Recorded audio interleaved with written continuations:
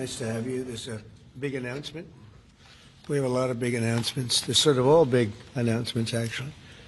It's wonderful to be in the Oval Office. I think you probably like it the best. You like it the best for press conferences? I sort of do. But today I'm excited to announce another historic achievement in our quest to lower drug prices for all Americans. Prices have come way down. We've gotten prices way down for groceries, for oil especially. Today we broke $60 a barrel. We think the oil is going to be under $2 a gallon very soon. That's about 70% lower than what it was just a year ago. So that's a big thing. And when the oil comes down, everything comes down. It's pretty beautiful to watch. AstraZeneca, the largest pharmaceutical manufacturer in the United Kingdom, is committing to offer Americans major discounts on their vast catalog of prescription drugs, one of the great companies, by the way, and a most favored nation's pricing clause. So most favored nation is you're going to pay whatever the lowest price anywhere in the world is, that's what you're going to be paying. And I had it going very well in my first term, but we were interrupted by a rigged election, so I was unable to carry it forward. We started it, but this was something one of the reasons I wanted to run again was we had to have favored nations where the world is not going to be paying just a tiny fraction of what we were paying.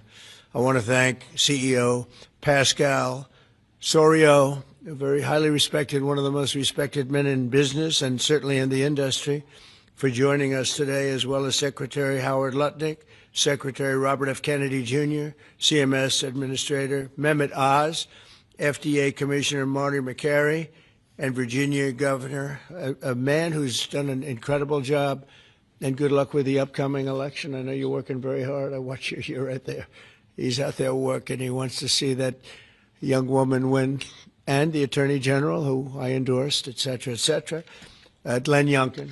Thank you very much, Glenn. Thank you for being here. For many years, Americans have paid the highest prices anywhere in the world for prescription drugs by far, many times the amount that other countries are paying is ridiculous. Upon taking office, I signed an executive order to make sure that Americans pay no more for prescription medications than the lowest price or the same drug in other locations in developing nations. Today, AstraZeneca is committing to offer all of their prescription medications to Medicaid at most favored nations prices. In other words, the lowest price anywhere in the world, that's what we get. A move that will save American taxpayers hundreds of millions of dollars each year. And I tell the story, Glenn, that in my first term, I had the honor of being the first president in 28 years to lower drug prices during the course of the year. And we actually did, and I was so proud of myself. We called a news conference. I announced it. It was 1/8 of 1%. 1/8 of 1%. Now drug prices are going to be going down 100%, 400%, 600%, 1,000% in some cases. But for 1/8 of a cent, Bobby, think of that. I was so proud because for 28 years nobody had done it. And now it's, I think back to that, I said I shouldn't have had that news conference, but it is true. I was the only one that did it, but it was not very much. And now we're going to get, in some cases, 1,000% reduction. This is going to have a huge impact on everything from Social Security to Medicare to Medicaid, anything where they're buying any prescription drugs. It's going to have an incredible impact. It's going to lower itself greatly. AstraZeneca will also list many of their most popular drugs online at TrumpRx.gov. TrumpRx. I don't know why they put the name Trump. I did not tell them to do it, but I'm honored to let them do it. That's true, actually. That heavily reduced most favored nation's cost. Americans can expect discounts, and as I said, it could be in many cases way over 100%. And as an example, one particular drug that's hot, very hot, 654% on inhalers, COPD and asthma, as well as certain diabetic medications. They're going to be averaging about 654% reduction in price. You believe that one? The Democrats will say, well, he should have gotten more. It's crazy. In addition, all medications AstraZeneca introduces to the American market going forward will also be sold at these heavily discounted rates. Furthermore, AstraZeneca will invest $50 billion in the United States over the next 5 years for research and development of new drugs and to onshore manufacturing facilities across the country, like the new plant that broke ground yesterday in Charlottesville, Virginia, where the governor attended. They had a tremendous group of people attending. It's going to have 3,600 jobs just to begin with. And that's going to be a fantastic plant. I saw a picture. It's going to be the best, right? You can't get any better.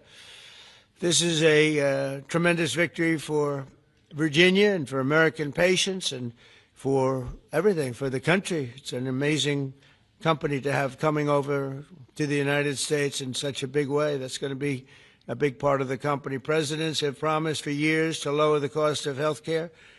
But my administration is actually the first to do it and do it substantially, do it at numbers that nobody thought, even I thought, were not possible. When you think of it, if you got a 1%, 2%, 5%, that's good. You did a good job. We're talking about 100, 200, 300, 500, 700 in some cases, some big, big numbers. And the largest drug companies in the world are working with us to make this a reality. And so I look forward to being at your opening of that incredible facility. I hear something, and it's in a great location, Len, right? One of the beautiful locations. So I'd now like to ask Secretary Kennedy to say a few words, followed by Dr. Oz, Pascal, Governor Youngkin, and we'll take some questions afterwards. Would anybody like to have some questions? Yes? Oh, I'm shocked. Okay, we'll take them right after, okay? Bobby, please. Thank you, Mr. President. I talked about this a little yesterday in the cabinet meeting, but it's worth repeating because it shows this historical achievement as really monumental.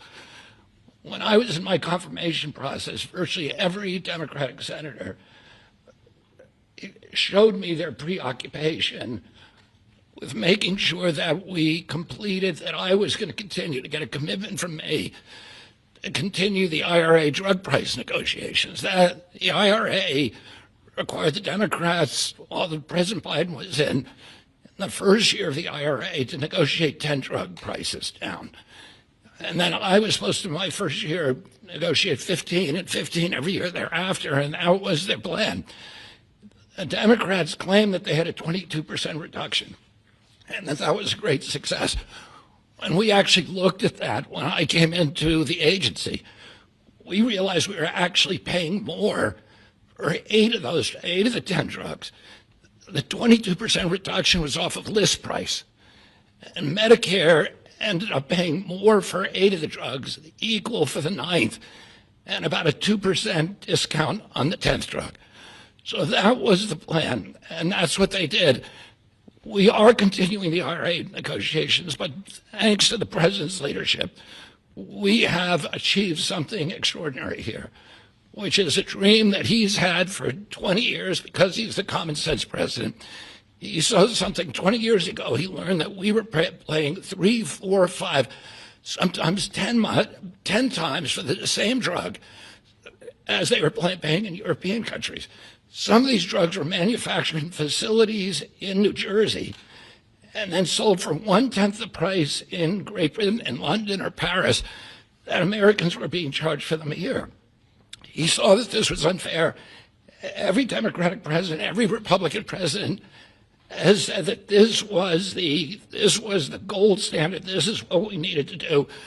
Nobody's been able to change it. And when we came in, I have to say I was pessimistic about doing MFN.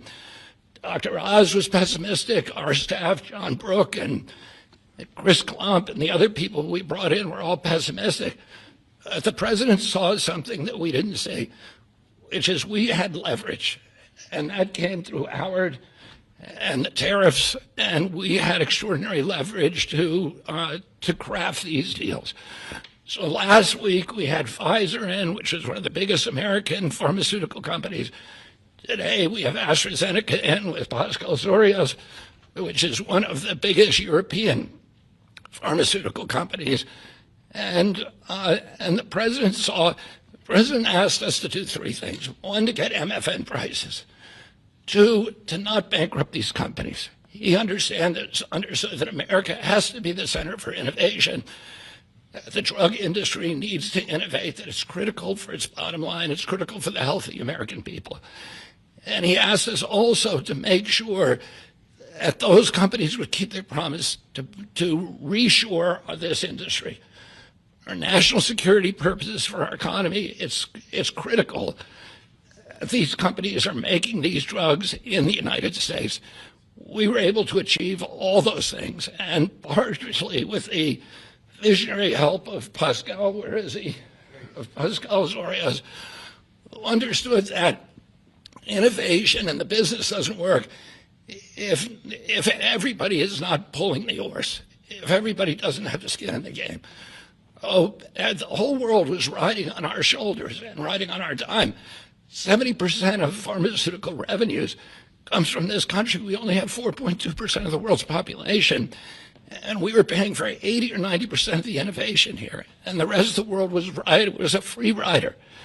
And Pascal understood that that's not fair, and it's not a good, sustainable, long-term business model. And he came to the table. He was one of the first leaders to come to the table. I want to thank him for his vision, for operating with us in good faith. And this is an extraordinary deal. Not only that, but as the president just pointed out, he is also reshoring this industry here. He has 19 facilities already operating in this country. He has this other facility in Albemarle County that Dr. Oz went with Governor Youngkin and broke ground on yesterday. He has a second facility that is under construction in Kendall Square in Boston, another facility in Rockville, Maryland, and a fourth facility in Copper, Texas, right outside of Dallas-Fort Worth. And he's got plans for building many more in this country, thanks to the president's leadership, to the tariffs, and to the common sense the president has demonstrated in his own commitment to make drug prices lower for hardworking Americans. So I want to thank the president for your visionary leadership. I want to thank Dr. Oz for his part, and Marty McCary in negotiating this deal. Dr. Heidi Overton, Theo Merkel, Chris Klump, and John Brooks, who all played critical parts in the negotiation. And of course, Howard Lutnick, who was the key to these negotiations. Who do we bring up now? Dr. Oz. Thanks, Secretary. He'll take your place, Pascal. Oh, Pascal, I get to introduce Pascal, which I'll do with great joy and honor. So the world is watching as President Trump tries to make peace in every place he can go. But at the same time, President Trump is putting peace into the hearts of Americans and bringing peace of mind to them, especially Americans who cannot afford their medications.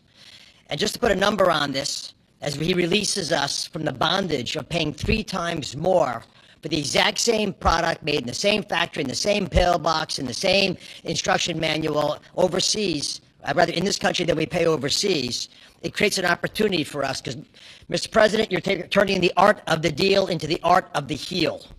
And that is something that you're going to witness today, and it's the second, and we have more coming, but this is a very important one, because I want to set the stage here. And Ms. Secretary, you're too modest. Secretary Kennedy did have a vision to push hard on this. He understood we could give the right medications to the right people at the right time. And there is nothing more maha than giving folks life-saving medications in a timely fashion so you prevent illnesses and treat other ones that have already occurred. You save lives that way. That literally is what was on the line as we began negotiating these. So let's set the stage. Where are we right now? Why this order? Last week, in this very room, President Trump welcomed the CEO of Pfizer, and that company, a leading U.S. pharmaceutical company, pledged to provide exactly what the president promised. Massive discounts to allow us to have most favored nation drug pricing in this country so we don't allow our people to pay more than folks overseas. And this was unthinkable even 6 months ago, 7 months ago when we came into office. And Americans now have the ability to do that, but we needed to prove it was scalable. So we went to AstraZeneca. which is the leading pharmaceutical company, a leading company in the entire world, but A massive opportunity in this march to MFN, a march to most favored nation drug pricing. And to have this message land clearly, we needed to make sure that the president's demand for fair drug pricing was heard all around the globe.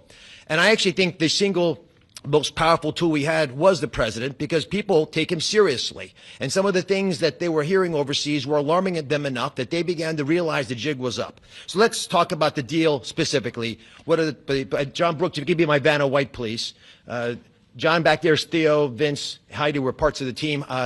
There are other members of the team I'll speak of in a second. So these are the 5 deal points. This is what Trump RX, by the way, which just launched, TrumpRx.gov, which was a unanimous name, by the way, Mr. President. He was not involved in picking the name, but it was not a difficult one to land on. We thought it had a catchy element to it.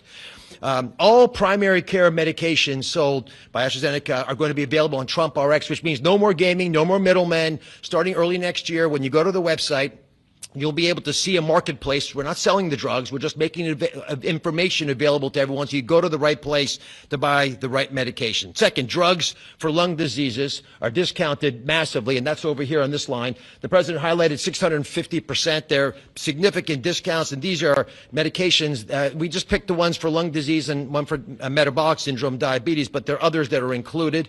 We have most favored nation pricing for everyone who is on Medicaid in this country. That's why Governor Youngkin is able to do backflips with his nimble 6'6" physique, because for governors, this is a massive problem. If Medicaid prices continue going up, it crowds out other social services, which he'll speak to.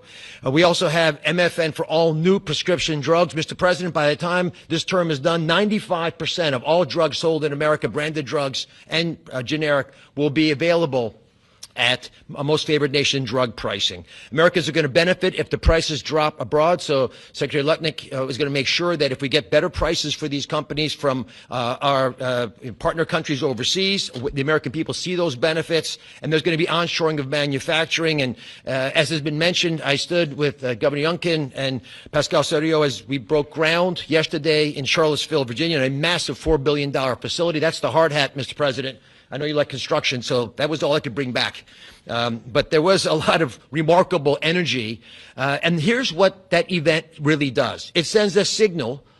It sends a signal for all countries around the world to stop freeloading off American innovation. It's done. It's not going to happen anymore with this president. And if you aren't picking up your end of the bargain, then you're going to be welcoming a lot of more companies to leave your shores and allow us to welcome them into our shores as they open up manufacturing facilities here. And for all the pharmaceutical companies out there, we're talking to all of you, pick up a shovel. This is a great place to build a facility, as AstraZeneca has shown us, and I think it has a wonderful opportunity in the future as well as this country continues to support the innovation Secretary Kennedy spoke about, because we're not compromising that at all. We're just getting fair prices for the American people. To the team. Tough negotiations, Mr. President. You know how hard they can be. You can't get there without world-class negotiators, and we are blessed by individuals to work with the AstraZeneca team who are killers, head-to-head. And why? Because talented people out of the private sector are coming into government to serve this president in a generational opportunity that they feel in their heart will make a difference. John Brooks is part of that team. Chris Klump, Inma Hernandez, numerous other folks contributed as well. But we're open for business. And if you want a great position and a patriot, like the folks who negotiated these deals, please consider coming with us, because the president has made it clear that you will make a difference in government. Finally, I want to thank Pascal Soriot. Pascal's an interesting, almost enigmatic individual. He's a CEO of AstraZeneca. He is born in France, Australian citizen, knighted in Great Britain, running their largest pharmaceutical company. So you figure out the lineage. But one thing I know is a very, very smart man who came here early on, took the president seriously, and he recognized the inherent unfairness of the European model of global freeloading off our innovation. He appreciated the challenge, and he wanted to be part of the solution. So Pascal, take it away.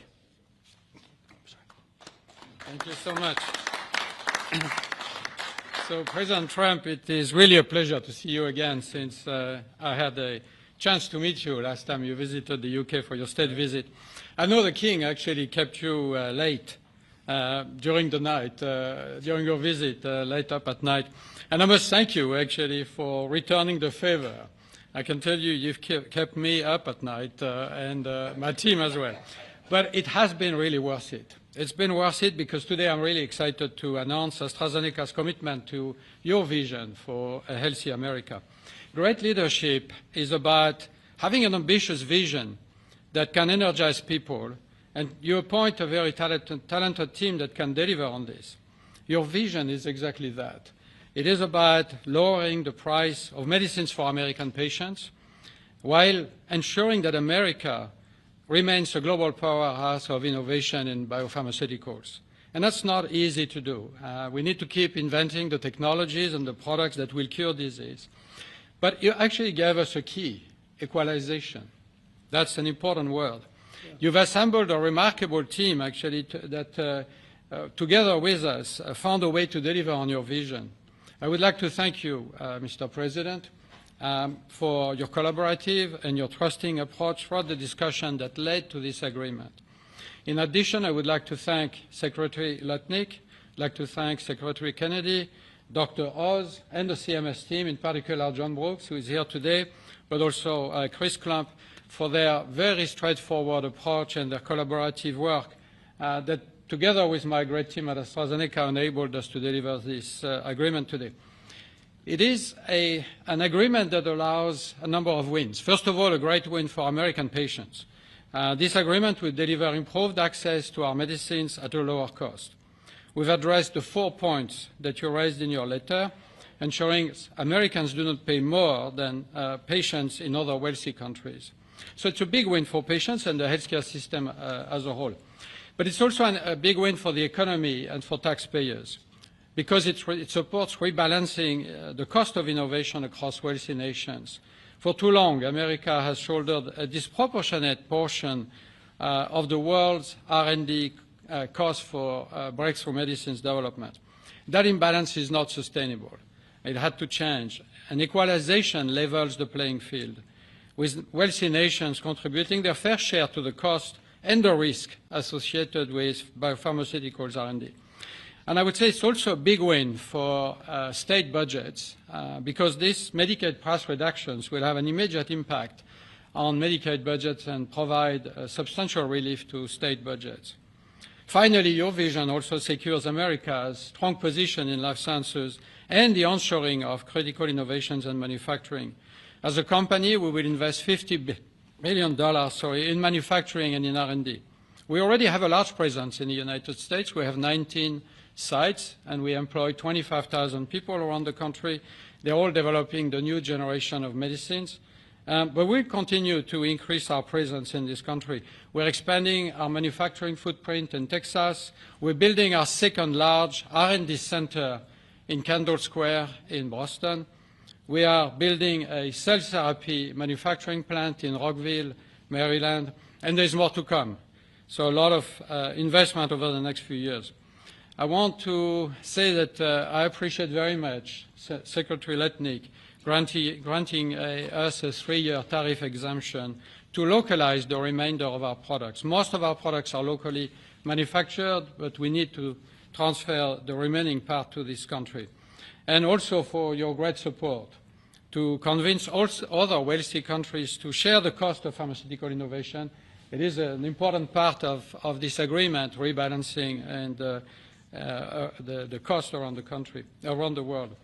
Yesterday showcased our commitment to the United States with this $4.5 billion investment in the beautiful Commonwealth of Virginia to manufacture what we call API, active ingredients for our medicines, but also antibody-drug conjugates that are such a critical part of the future treatment of cancer care, what is called smart chemotherapy, targeted chemotherapy.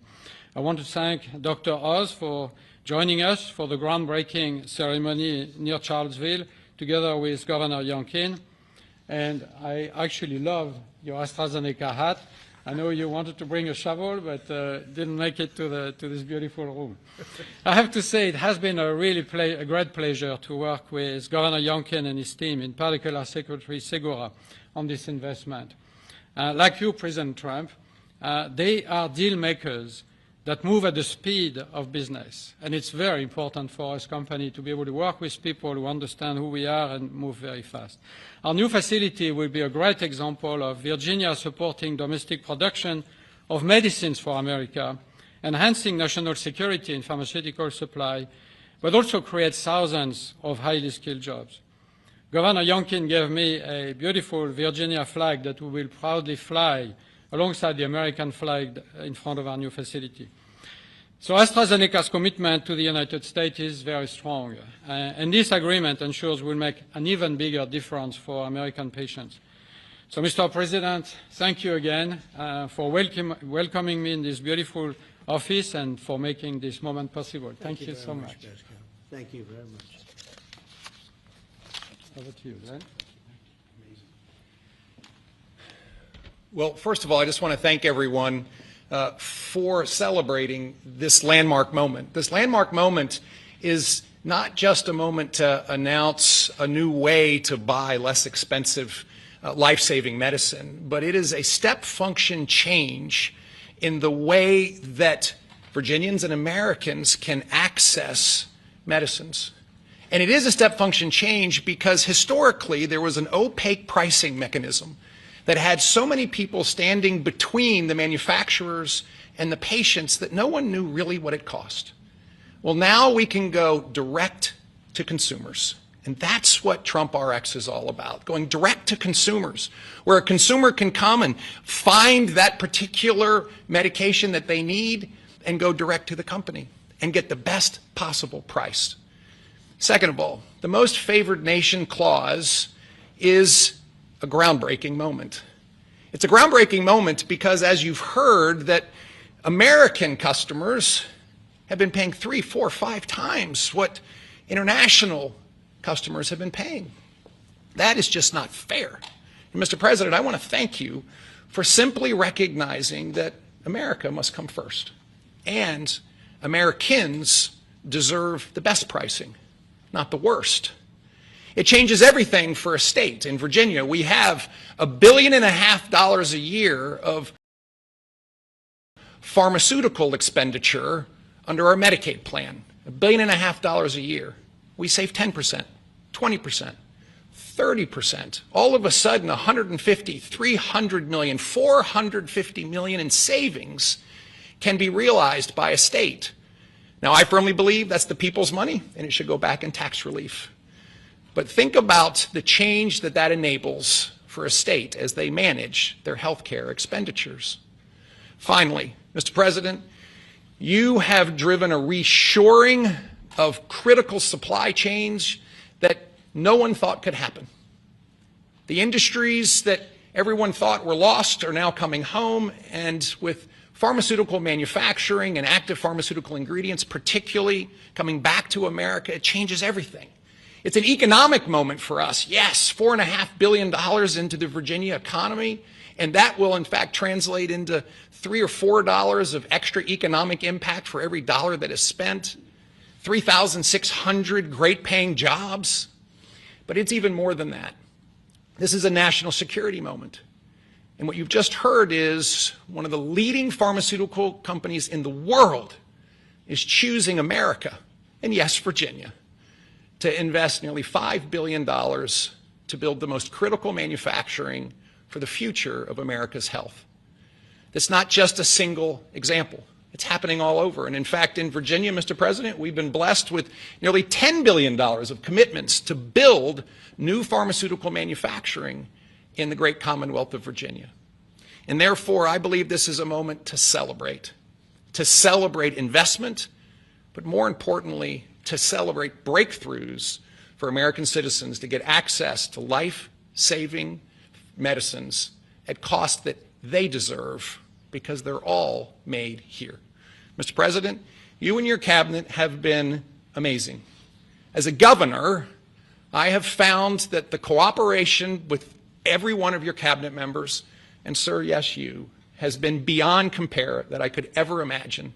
I want to thank you for helping us make Virginia great again, too. Thank you.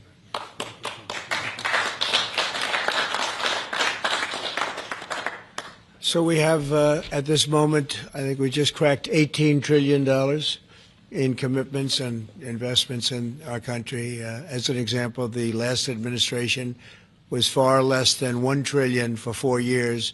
We're at plus $18 trillion for 8 months. There's never been anything like it in history, in any country, anywhere in the world. So that's great. But maybe for purposes of this, more importantly, we're going to bring drug prices down at numbers that nobody ever thought possible, Glenn. I think nobody ever even thought it was possible. So we're going to be doing a lot of business, but we're going to be also numbers that when you're 2, 3, 4, 500% less. I just noticed one of them over here, 654% discount. 654. The laggard is 98%, right? 9, is that what? Wow, it's 96, 230%, but 654, and we have some that top that by a lot. So it's really going to be incredible, and that's going to be so good for Medicaid and Medicare and everything. Frankly, for your life, it's going to be so good. So nobody ever thought they were going to see. And don't let Democrats take the credit, because they'll try. They'll say, "Oh, we worked so hard on it." They didn't work hard. They did. They obstructed. They actually did the opposite. So that's really more important than even the tremendous investments being made in our country. But think of it, we cracked 18 trillion with a T, $trillion, and frankly, 1 trillion for 4 years wasn't that bad. He did less than $1 trillion, but we did that in a period of 8 months. So it's pretty record-shattering by many trillions of dollars. Any country, no matter what country you're talking about, nobody's done numbers like that. So thank you all for being here. Do you want to have a couple of questions? Yeah, please. Mr. President, one on this, if I could, and one on China, if I may. Okay. First on this, could you have brought these pharmaceutical companies to the table without that 100% tariff that you imposed?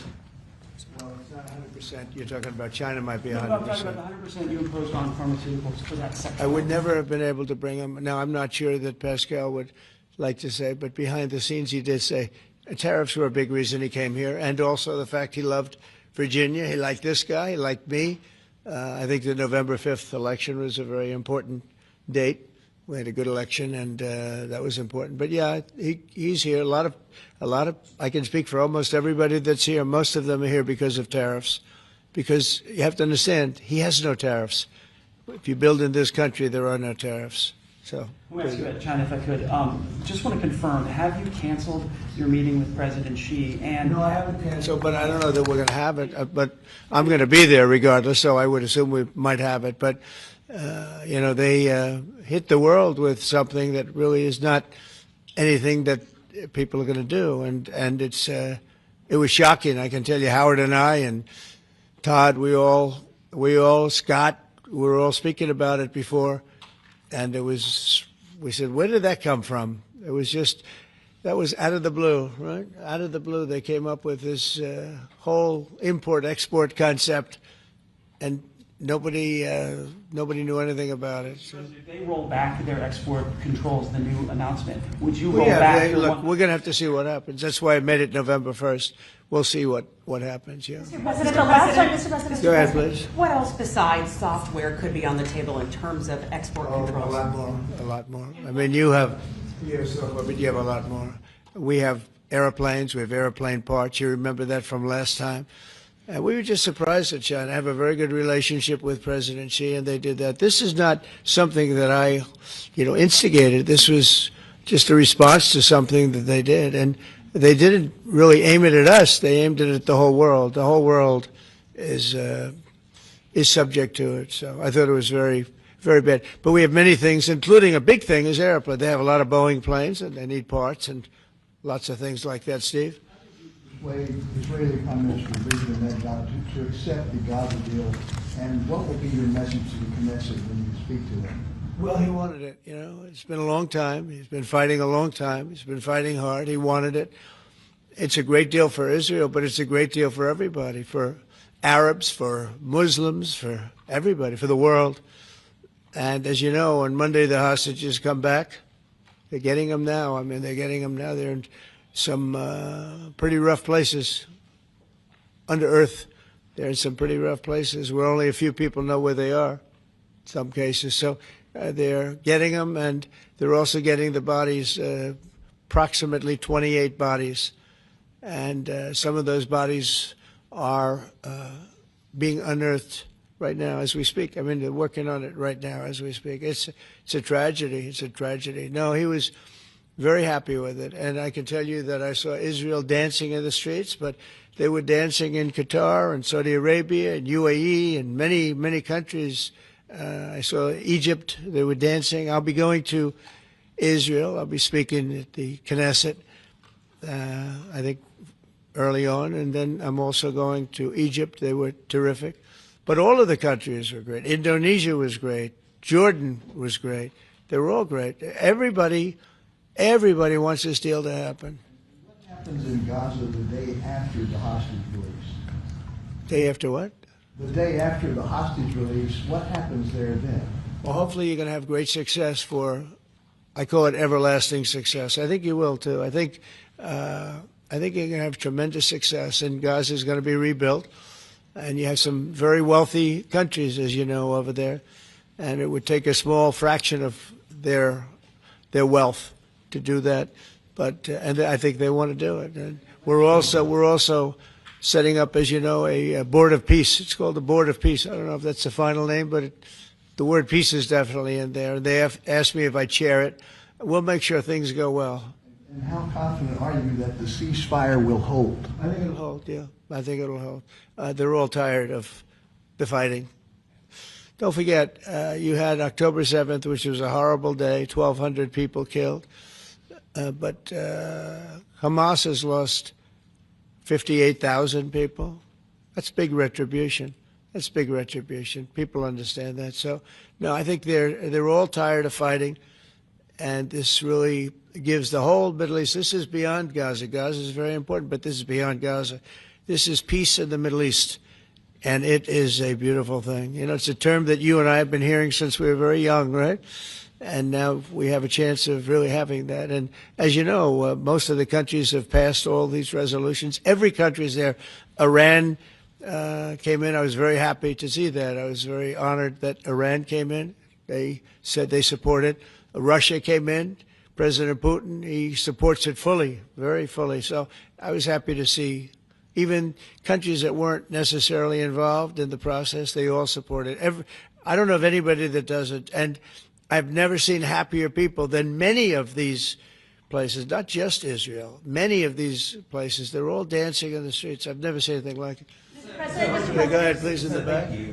What guarantee did you give Hamas to persuade them that Israel will restart the bombing campaign once the hostages have been exchanged? What did I do with respect to them? Well, you know, I spoke a little bit tough, and that's what would happen. I mean, you have to speak tough. That's a tough world. That's a tough, as they say, neighborhood. And they're tough people. They're very tough people, and they're smart people. They're good negotiators. They have a lot of things going. They put that to good use. They're going to be very, very successful. But they knew the retribution would be tremendous, unsustainable. It would have been unsustainable. It would have been complete obliteration, and they didn't want that. And nobody wants it at this point. They want to get on with rebuilding the entire Middle East. It's not only Gaza. It's going to be the entire Middle East. They're going to be able to live in peace. Now we have some little hot spots, but they're very small. You know the ones I'm talking about. They're very small. They'll be very easy to put out. Those fires are going to be put out very quickly. Yes, ma'am. Thank you, Mr. President.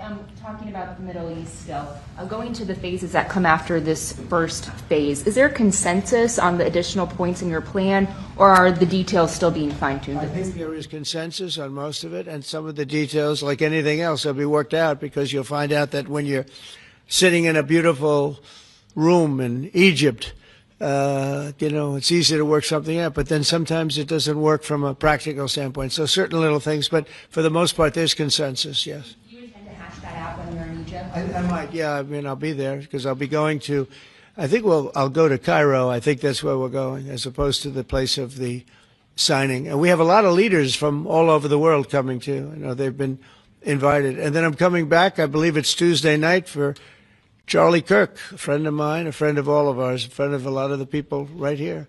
And we're giving him the Presidential Medal of Freedom, which is the highest honor you get outside of the Congressional Medal of Honor. One's military, one's civilian, but it's the greatest honor. And Erica's beautiful wife is going to be here, and a lot of people are going to be here. So, it's not easy for me to get back.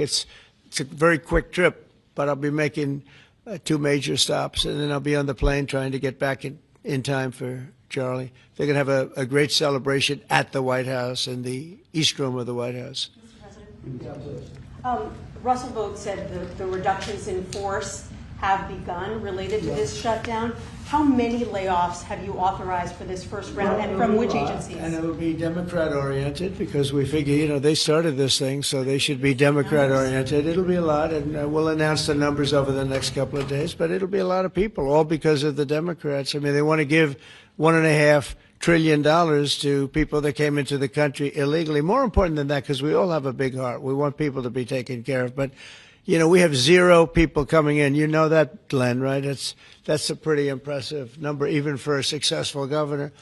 But we've had for the last 4 months 0 people coming in illegally. They're coming in, but they're coming in legally. They're coming in through a process that's really a really good process right now, because we want people to come in, but they have to come in legally. So what we're doing is, as these different groups come due, we're going to make a determination. Do we want them or not? And I must tell you, a lot of them happen to be Democrat-oriented. These are people that the Democrats wanted that in many cases were not appropriate. We fought them at the time, and it was ultimately signed in. And some of these people, these are largely people that the Democrats want. Many of them will be fired. Yes, please, behind. The Nobel Peace Prize was announced this morning. Your thoughts? Which one? The Nobel Peace Prize. Your thoughts? Look, including a very big one, and I'm not sure, when you say big, it's certainly, I think, to the mind of most, the most important deal ever made in terms of peace. But the one we just signed, it's been signed, sealed, and it's going to start taking place now. It's already started. Monday's going to be a very big day when the hostages come back. But I made 8 deals, transactions of wars. One was 31 years going on. 10 million people were killed. One was 34 years. One was 36, 37. One was 10. One was just starting. 2 were just starting, actually, but they were well on their way. In the case of India and Pakistan, 7 planes were shot down. It was a bad one. And I did it largely through trade. I mean, that one, numerous of them. I talked tariffs. I said, look, if you're going to do that, we're going to put very big tariffs on your country. And they were both great. They stopped fighting, and they were 2 nuclear powers. So, they're all big. They're every one of them big. You take a look at the Congo. You take a look at the Congo and Rwanda. 10 million people killed over a long period of time. Got that one solved. We did a total of 8 as of this. 2 days ago, I would have said 7, which I did say, but the other one was signed up, sealed. As you know, Israel signed it just now. They signed it and they approved it today, their parliament. And it's a great honor to be involved with so many. So the person who actually got the Nobel Prize called me and said, I'm accepting this in honor of you because you really deserved it. That a very nice thing to do. I didn't say then give it to me, though. I think she might have. She was very nice. And I've been helping her along the way. They need a lot of help in Venezuela. It's a basic disaster. So, and you could also say it was given out for 24, and I was running for office in 24. All of the transactions that we did in terms of closing, but there are those that say we did so much that they should have done it, but I'm happy because I saved millions of lives, many millions of lives. And speaking of somebody that saves lives, don't ever play golf with him, because Keegan Bradley just walked in, one of the greatest golfers in the world, the captain of the Ryder Cup. And man, I'll tell you, you did a good job. You almost came back. I turned on, I said, I sort of turned off. It wasn't looking good. And then a little while later, I turned on. I said, you guys might make, that would have been the miracle. What a great job. He's respected by those golfers like nobody. And I just want to compliment you, Keegan. That was an incredible job. Right here, we have a lot of unfriendly fake news media. And he's not used to that. He's used to getting only good publicity, I think, Howard. These are all golfers. But you're some golfer, I'll tell you that, and some leader. Thank you very much. Great job. Thank you, Keegan. Mr. President, on China. Yeah, please. On immigration, ICE are making arrests, target arrests at courthouses in New York City and around the country. Criminals, they're arresting criminals, that's right. Yeah, go ahead. I'm happy about it. I want them to arrest criminals. And if you take a look at D.C., a year ago, D.C. was our great capital was a very unsafe place. You know that. Some of you were mugged, and talk openly about it. Some of the media was mugged. But right now, D.C. is one of the safest places in the whole country. The restaurants are booming. They're opening up new restaurants. The restaurants were all closing. Now you can't get into a restaurant. They're opening up new restaurants. It took 12 days for us. We sent in not politically correct military. We sent them in based on merit. You know, we won the case in the Supreme Court. Everything now is based on merit. Our country was founded on things based on merit. Like Keegan Bradley's not going to be playing golf if he wasn't a great player. If he shoots lower scores, there's no more merit system than that one, Keegan, right? If you miss a putt, they don't say, oh, that's okay, let's take it again, do they? No, it's based on merit. Everything's based on merit. And we're back to the merit system. And when they saw that military is all about merit. They're big, strong people that they're patriots too. And you take a look at D.C., and now we're in Memphis, and Memphis was really crime-ridden. It was terrible.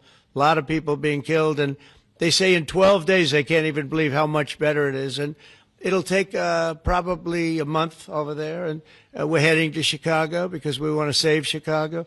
Do you know they had over 4,000 people killed in Chicago over a short 4,000 people, and I have to watch this slob of a governor stand up and say that, well, everything's okay, we've got it under control. They had 4,000 people murdered over a very short period of time. There's not a city in the world, I don't believe, that can claim, you hear so much about different, I won't, embarrass anybody, like by saying Mexico City or by saying anywhere in Afghanistan. There's no place like that. And then I have to listen to the mayor who's got a 5% approval rate, maybe less. He's an incompetent man. And the governor's an incompetent guy. He's a guy that was thrown out of his family business like a dog. And I know his family very well. And now he's a governor. And when I watch him trying to say that it's okay, we have crime under control, I lost 4,000 people over a very short period of time. I believe it's like 6,000, 7,000 people were shot but didn't die. But 4,000 people died. And then he gets up and talks about how it's not a problem. Or Portland, Oregon. I mean, every time I look at that place, the place is burning down. There's fires all over the place. When a store owner, there are very few of them left, but when a store owner rebuilds a store, they build it out of plywood, and they don't put up storefronts anymore. They just put wood up because they know it's going to be ripped down. And then I hear how wonderful it is. It's not wonderful. It's a disaster. That's almost an insurrection, that place. So we put our people in there, and they do the job, and they've really done the job. And the beautiful thing is we've done it. 12 days we had this place safe, and now it's, I would say within a month, it was beautiful. And it continues to be. That was 3 months ago. I'll tell you, D.C. now is one of the hottest places, just like this country. We were a dead country, and you've heard me say it 100 times. We were a dead country. King of Saudi Arabia said it. Others say. The Emir of Qatar said it. Many. UAE said it. The leader, great leader, UAE, all great leaders. They said effectively the same thing. 1 year ago, we had a dead country. Now we have the hottest country anywhere in the world. I just want to thank everybody, and I want to, in particular, thank AstraZeneca. What a great company you have. What a company you've built. You've been there a long time and done some job. It's an honor to have you. I assume you're going to build, so it's $4.5 billion for a plant. That's a pretty big plant, isn't it? I was going to say, could he make it a little bit more? Well, we have a couple of them where they're going to spend $65 billion on one plant, AI. All I know is it's, AI is based on information. I hope they're right about information. I don't know. You got to make a lot of money there's got to be a lot of information out there, but that seems to be pretty hot. But we have a lot. We're leading the world on information on AI, as you know, by a lot. It's not even close. So we're doing a job. And I want to thank everybody, but in particular, Pascal, thank you very much. It's a great honor. Thank you. Thank you very much. Thank you, everybody. Have a good time. Thank you, Press. Thank you, Press. Thank you, Press.